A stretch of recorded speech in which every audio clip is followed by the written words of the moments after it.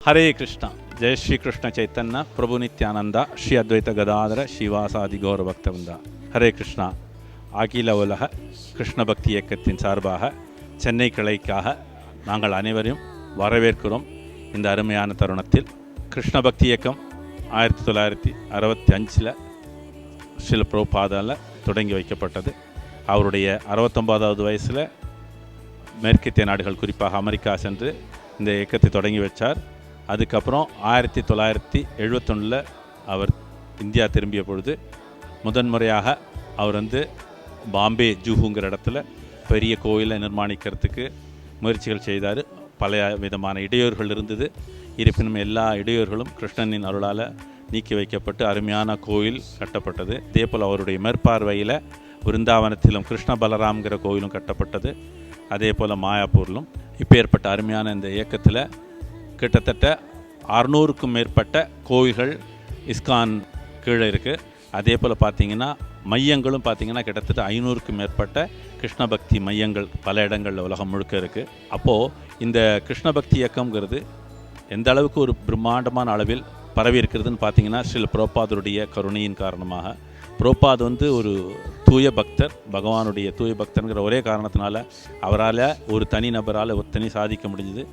அது மாத்திரமில்லை, அவர் சென்னைக்கு 1972 ஒரு முறை விஜயம் செய்தார். அதே போல் 1975 ஒரு தடவை விஜயம் செய்தார்.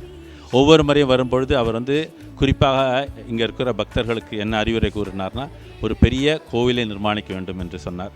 அவருடைய சீடராகிய ஹிஸ் ஹோலினஸ் பானுசுவாமி மகாராஜ் இந்த பொறுப்பை ஏற்றார். இவர் பிறப்பால் ஜப்பானியர், ஆனால் அவருக்கு எல்லா துறைகளிலும், கலைகளாக இருக்கட்டும், ஜோசியமாக இருக்கட்டும், எல்லா துறைகளிலும் வல்லுநராக விளங்குகிறார். அவருடைய மேம்பட்ட எல்லா விதமான புத்தகங்கள் பார்த்திங்கன்னா பலவிதமான புத்தகங்கள், அருமையான புத்தகங்கள் எழுதியிருக்கிறார். இதை தவிர அவருக்கு வாஸ்து சாஸ்திரம் அனைத்து விஷயங்களும் தெரியும்.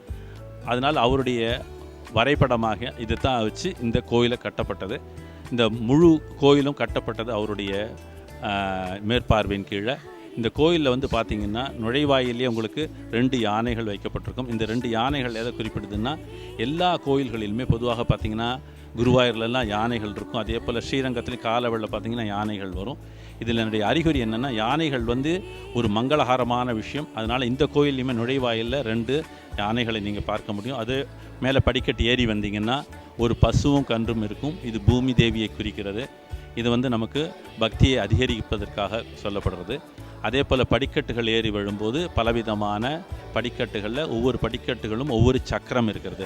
இந்த சக்கரம் என்னன்னா முக்கியமாக மந்திரங்களோடு சொல்லப்படுது. ஒவ்வொரு படிக்கட்டும் ஏறி வரும்பொழுது தவறாமல் அந்த மந்திரங்களை சொல்லி மேலே ஏற வேண்டும். காரணம் என்னென்னா, இந்த ஒவ்வொரு சக்கரத்திலையும் நமக்கு புது புது புத்துணர்ச்சியும் ஏற்படுது. அதே போல் உற்சாகங்களும் ஏற்படுகிறது ஆன்மீக விஷயத்தில். அப்படியே மேலே வரும்பொழுது முக்கியமாக பகவானுடைய சன்னிதானம், இந்த சன்னிதானத்தில் பார்த்திங்கன்னா இயற்கையான வெளிச்சம் இருக்கும். பகல் நேரத்தில் 2 புறமும் எந்த விதமான விளக்குகளுக்கும் அவசியம் இல்லை. காரணம் என்னென்னா, 2 புறமும் அழகான கண்ணாடிகள், அந்த கண்ணாடிகளில் வரையப்பட்ட பலவிதமான பகவானுடைய அவதாரங்கள். அப்படியே முதல்ல தரிசனம் வரும்பொழுது முதல்ல நம்ம ஸ்ரீல பிரபுபாதரை தரிசிக்கிறோம்.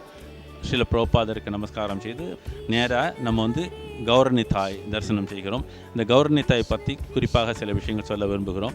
என்னென்னா, இந்த சம்பிரதாயம் எங்கேருந்து தொடங்குதுன்னா கௌடிய சம்பிரதாயம். இந்த கௌடிய சம்பிரதாயத்தினுடைய மூலம் எப்படின்னா பிரம்ம மத்வ கௌடிய சம்பிரதாயம். இந்த கௌடிய சம்பிரதாயத்தை தொடங்கி வச்சது சைத்தன்ய மகாபிரபு. சைத்தன்ய மகாபிரபு பகவான் கிருஷ்ணனுடைய அவதாரம். இதுக்கு பலவிதமான பிரமாணங்கள், குறிப்புகளும் இருக்கிறது. விஷ்ணு சஹஸ்ரநாமத்தில் சொல்லப்படுது. சுவர்ணவர்ண ஹேமாங்கோன்னு தொடங்குது. அதே போல் பார்த்திங்கன்னா பாகவதத்திலையும் இதை போல் சொல்லப்படுது. பகவான் சைத்தன்யர் அவதரிக்கிறார். சன் அவதாரம் சொல்லுவாங்க. சன் அவதாரம்னா மறைமுகமாக இருக்கும், எல்லாருக்கும் தெரியாது, பக்தர்களுக்கு மாத்திரம் காட்டி கொடுப்பாரு. இந்த அவதாரத்தினுடைய குறிக்கோள் என்னென்னா, எல்லாரையும் கிருஷ்ண பக்தியில் கொண்டு வருது. குறிப்பாக கலியுகத்தில் வீழ்ந்த ஆத்மாக்கள், பாவப்பட்ட ஆத்மாக்களை கரை சேர்ப்பதற்காகவே விசேஷமான கருணையை தாங்கி வருகிறார். எந்த விதமான வதங்களும் செய்யாமல் பகவான் இங்கே எல்லாரிடத்துலையும் கருணையே வழங்குகிறார். அதனால் இந்த சைத்தன்ய மகாபிரபு தான் நம்ம என்ன பண்ணுறோம், கௌரங்க மகாபிரபுங்கிறோம். அதை தான் கௌரவ பிரபு அப்படிங்கிறோம். பக்கத்தில் வந்து நித்தாய்ங்கிறது யாருன்னா நித்யானந்த பிரபு. நித்யானந்த பிரபு வேறு யாரும் இல்லை, பலராமனுடைய அவதாரம். இந்த பலராமனுடைய அவதாரம்னா இவரை வந்து ஆதி குருன்னு சொல்லுவாங்க. அதனால் நித்யானந்த பிரபுவையும் ஆதி குருன்னு சொல்லுவாங்க. அதனால் அந்த விக்கிரகத்துக்கிட்ட வரும்பொழுது கௌர நித்தாய் அவங்கள தரிசித்து கிருஷ்ண பக்தியில் நம்ம முன்னேறத்துக்கு வரணும். அப்படியே வரும்பொழுது நம்ம தரிசிக்கக்கூடியது யாருன்னா ராதாகிருஷ்ணர், லலிதா, விஷாகா. இவங்களை தரிசனம் பண்ணும்போது விசேஷமான கருணை. இந்த விக்கிரகங்களுடைய அந்த சிற்பியினுடைய விசேஷத்தை நம்ம பார்க்க முடியும். ஒவ்வொரு பகவானுடைய திவ்ய அங்கங்களும் அவ்வளோ அருமையாக வடிக்கப்பட்டிருக்கின்றன. அது மாத்திரமில்லை, பொதுவாகவே எல்லா இஸ்கான் கோயில்களிலும் போயினீங்கன்னா அலங்காரங்கிறது விசேஷமாக சொல்லப்படுகிறது. காரணம்னா அந்த உடைகளாகட்டும், ஆபரணங்களாகட்டும், பூக்களாகட்டும், எல்லாத்துலேயுமே இதை தவிர அந்த போகான்னு சொல்லுவோம், அதாவது நைவேத்தியம். அந்த நைவேத்தியமானது விதவிதமாக பகவானுக்கு அர்ப்பணிக்கப்பட்டு அது பின்ன எல்லா பக்தர்களுக்கும் பிரசாதமாக வழங்கப்படுகின்றன. அந்த வகையில் சென்னை கோவிலும் எந்த விதத்திலும் குறைவு வைப்பதில்லை. எல்லா விதமான பிரசாதங்களும் எல்லா பக்தர்களுக்கும் வழங்கி கொண்டு இருக்கிறார்கள். அதே போல் அப்படியே ராதாகிருஷ்ணனை தரிசனம் பண்ணிக்கிட்டு கொஞ்சம் முன்னாடி வந்தீங்கன்னா ஜெகநாத், பலதேவ், சுபத்ரா, சுதர்ஷன் அந்த சந்நிதிக்கு வருவோம்.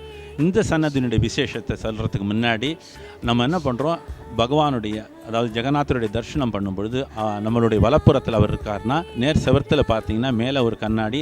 அந்த கண்ணாடியில் எப்படின்னா ஸ்ரீ ஆதிவராகமூர்த்தியுடைய விக்கிரகம் இருக்கும். ஆதிவராகமூர்த்தி வந்து முக்கியமாக எல்லா பக்தர்களுடைய இன்னல்களையும் இடைஞ்சல்களையும் தடங்கல்களையும் நீக்கக்கூடிய சக்தி வாய்ந்தவர்.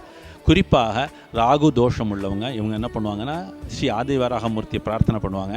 ஏன்னா இந்த ராகுவை ஆதிக்கம் செலுத்துபவர் ஸ்ரீ ஆதிவராகமூர்த்தி. அதனால் ராகுவை வந்து ஆதிக்கம் செலுத்துறதுனால நம்ம வந்து நேரடியாக ஸ்ரீ ஆதிவராகமூர்த்தியை வழிபடுவதனால் நம்மளுடைய ராகு கேது தோஷங்களும் நிவர்த்தியாகும். அப்படியே அந்த ஜெகநாத், பலதேவ், சுபத்ரா, சுதர்ஷனுடைய சரித்திரத்தையும் சுருக்கமாக பார்ப்போம். எப்படின்னா ஒரு முறை யசோதா வந்து எல்லாருக்கும் அந்த கிருஷ்ணனுடைய பாலலீலைகளை சொல்லிக்கிட்டு இருக்காங்க துவாரகையில். அதெல்லாம் கேட்டுக்கிட்டு இருக்கிறதே அவங்க என்ன பண்ணுறாங்க, கதவை சாத்திட்டு சொல்லிக்கிட்டு இருக்காங்க. அந்த சொல்லும் பொழுது என்னென்னா என்ன விஷயம் சொல்கிறாங்கங்கிறது வெளியில் யாருக்கும் தெரியக்கூடாதுங்கிறது அங்கே இருக்கக்கூடிய துவாரகாவாசிகளுக்கு மொத்தம் சொல்லி கொடுத்துக்கிட்டு இருக்காங்க. அந்த நேரத்துக்கு என்ன நடக்குதுன்னு பார்க்குறதுக்காக ஒவ்வொருத்தராக போகிறாங்க. யாருன்னா கிருஷ்ணன், அப்புறம் பலராமன், அப்புறம் அவங்களுடைய சகோதரியாக சுபத்ரா. இவங்களாம் கேட்டுக்கிட்டே இருக்காங்க. அந்த ஒவ்வொரு லீலைகளையும் கேட்கும்பொழுது அவங்களுக்கு வந்து பயங்கர பரவசமாகி அவங்களுடைய உடலானது அப்படியே உருகுகிறது. அந்த உருகும் ஒரு நிலையை தான் நம்ம இங்கே பார்க்க முடிகிறது. இங்கே என்னென்னா ஜெகநாத், பலதேவ், சுபத்ரா இவங்க 3 பேருமே பார்த்திங்கன்னா நம்ம சாதாரண இயற்கையான பார்க்க வடிவம் இருக்காது, வித்தியாசமான வடிவம் இருக்கும். கைகள் முழுவதுமாக இருக்காது, கால்கள் முழுவதுமாக இருக்காது. அதனால் என்னென்னா இதை வந்து அந்த வடிவமே இயற்கையான வடிவம். எப்படி இந்த ஒரு லீலையில் இப்படிப்பட்ட தரிசனத்தை பகவான் கொடுக்கிறார். இதே போல் நீங்கள் பூரி ஜெகநாத் போனாலும் இதே போல் தரிசனத்தை பார்க்க முடியும். அங்கேயும் எப்படின்னா இன்னொரு கதை சொல்லப்படுகிறது. ஒரு முறை விஸ்வகர்மா வந்து இந்த விக்கிரகத்தை வடிக்கிறார். அந்த வடிக்கும் பொழுது அவர் என்ன பண்ணுறாரு, கதவை சாத்திக்கிட்டு செய்கிறாரு. அப்போ வந்து யாரையும் வந்து பார்க்கக்கூடாதுங்கிறாங்க. அந்த ராஜா வந்து கொஞ்சம் பொறுமை இல்லாத கதவை திறந்துறாரு. திறந்த போது பார்த்திங்கன்னா ஜெகநாத், பலதேவ், சுபத்ரா 3 பேருடைய உருவ நிலையும் இதே போல் இருக்குது. அதனால் இது விசேஷமான கருணை வாய்ந்த இந்த விக்கிரகம். குறிப்பாக சொல்லப்படுறது எப்படின்னா கலியுகத்தில் ரொம்பவே தாராளமாக எல்லாருக்கும் கருணையை வழங்கக்கூடிய வள்ளல்னு சொல்கிறோம். அதே போல் பார்த்திங்கன்னா சைத்தன்ய மகாபிரபு அவருடைய பெரும்பாலான 18 வருஷங்கள் வாழ்நாட்கள் அங்கே வந்து பூரி ஜெகநாத்தில் தான் அவர் அதை கழித்து பிரச்சாரத்தை செய்தார்.